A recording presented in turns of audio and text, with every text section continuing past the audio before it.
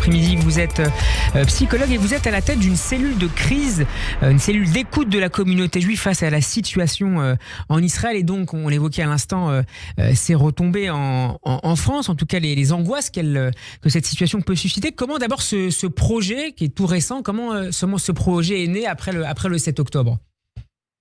Alors ce projet est à la fois récent et à la fois ancien.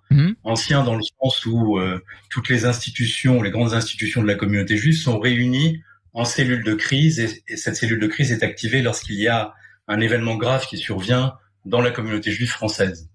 Et donc parmi les fondateurs de cette cellule de crise, il y a bien sûr le CRIF, le Fonds social juif unifié, le Consistoire de Paris, le Consistoire de France, l'OSE, le CASIP, l'OPEJ, et d'autres institutions qui sont en province. Donc cette ligne d'écoute, elle était active pendant toute la période du Covid. Ouais.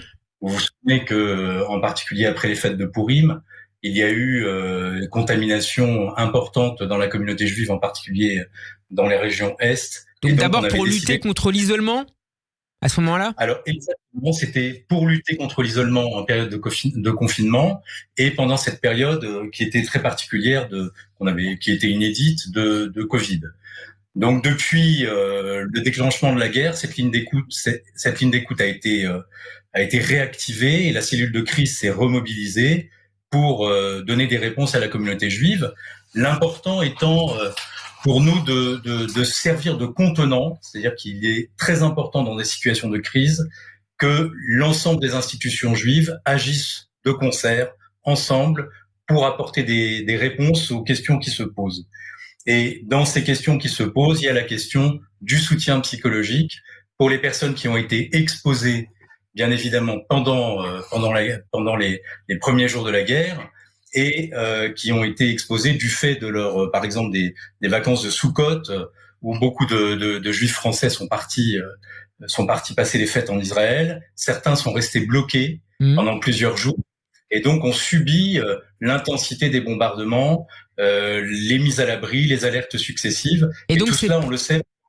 Et donc, Eric Gozlan, c'est plutôt des personnes qui ont été donc en contact direct avec cette réalité israélienne qui vous appellent ?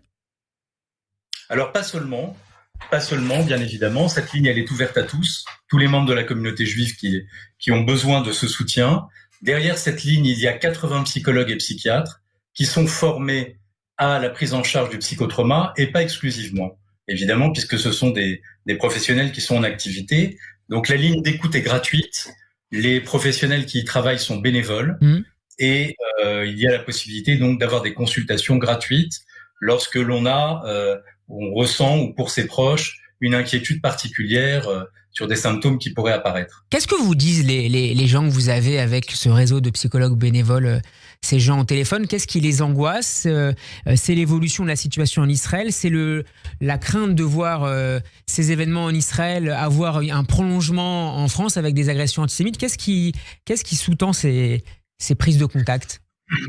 Beaucoup d'appels concernent des personnes qui sont en lien avec des membres de leur famille, des proches qui sont eux-mêmes soit vivant en Israël, soit mobilisés à l'armée et qui ressentent une forte angoisse vis-à-vis de la situation et de l'avenir de leurs proches.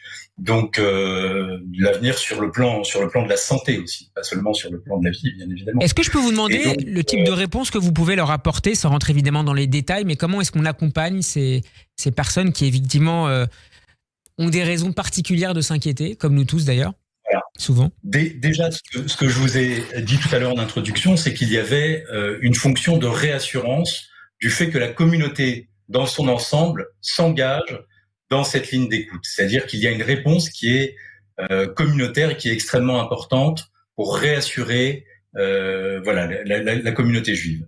Donc comment est-ce qu'on procède ? On procède par l'écoute, c'est tout simplement du repérage aussi de symptômes qui pourraient apparaître, des troubles du sommeil, des difficultés d'endormissement, des troubles du comportement alimentaire, pour les enfants des chutes dans les résultats scolaires, parfois des situations d'évitement, c'est-à-dire les enfants peuvent avoir des moments aussi où ils ont peur de prendre le métro, où ils ont peur de sortir dans la rue. Donc il y a et les adultes aussi également, bien évidemment. Donc il y a tout un tas de symptômes qu'on sait repérer et qui peuvent nous amener à proposer une consultation en cabinet si nécessaire.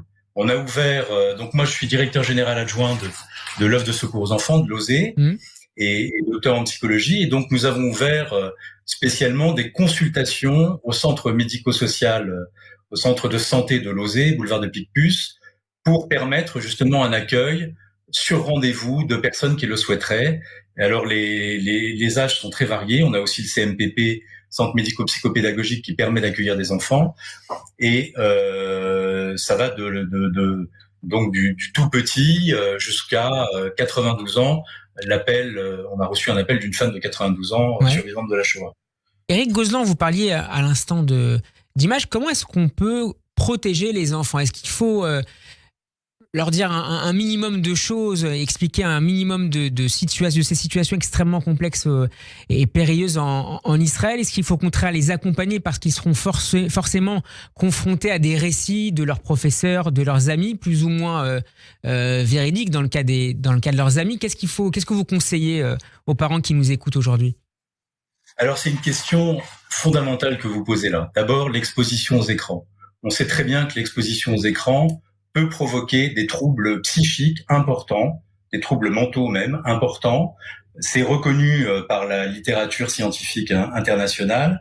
C'est rentré vraiment dans le cadre de cette littérature. Donc on sait que l'exposition aux écrans est quelque chose de très délétère pour les enfants en particulier, mais pas seulement, aussi pour les adultes. Et donc ce qu'il faut il faut vraiment être attentif, vigilant au fait de pas laisser la télé allumée sur i24 ou BFM ou je ne sais quelle chaîne d'information en continu, où des images choquantes peuvent être diffusées, mais bon, c'est une évidence, mais encore faut-il y penser. Il faut aussi mettre des contrôles parentaux sur les smartphones. Maintenant, tous les enfants... De manière systématique. Je pense qu'il faut le faire de manière systématique, aussi bien pour les contenus pédocriminels que pour les contenus terroristes qui peuvent circuler sur TikTok ou sur d'autres réseaux sociaux dont les enfants sont friands. Peut-être pour compléter ma réponse, je peux vous dire aussi que non seulement il y a la ligne d'écoute, mais il y a également une action auprès des écoles de la communauté, auprès des écoles juives, où nous envoyons des psychologues sur place pour faire des séances de groupe de parole avec les classes, avec les professeurs et avec les élèves, et pour leur permettre d'exprimer justement ce à quoi ils ont été exposés. On a été extrêmement surpris de voir à quel point les enfants avaient été exposés à des images traumatiques. Merci beaucoup Éric Gozlan d'avoir été avec nous. Je rappelle que vous êtes psychologue et que vous êtes à la tête donc de cette cellule d'écoute de la communauté juive. Est-ce que vous pouvez nous donner, peut-être pour terminer, le numéro de téléphone pour vous contacter? 1. Alors on a perdu la ligne. On vous donnera dans les prochaines minutes ce numéro donc de la cellule d'écoute de la communauté juive. Je crois qu'on a retrouvé. On me dit qu'on a retrouvé Éric Gozlan. On vous écoutait. Je vous demandais le numéro de téléphone donc pour nos auditeurs, pour ceux qui auraient besoin de parler à un psychologue. Donc, on vous écoute. Il est derrière moi. 01 86 96 20 00. 01 86 96 20 00. C'est une ligne téléphonique qui fonctionne 24 heures sur 24. 7 jours sur 7, vous êtes rappelé dans l'heure qui suit en général, sauf la nuit à 3 heures du matin, bien évidemment. Merci encore, Éric Gozlan, d'avoir été avec nous. Bon après-midi à vous. Merci à vous.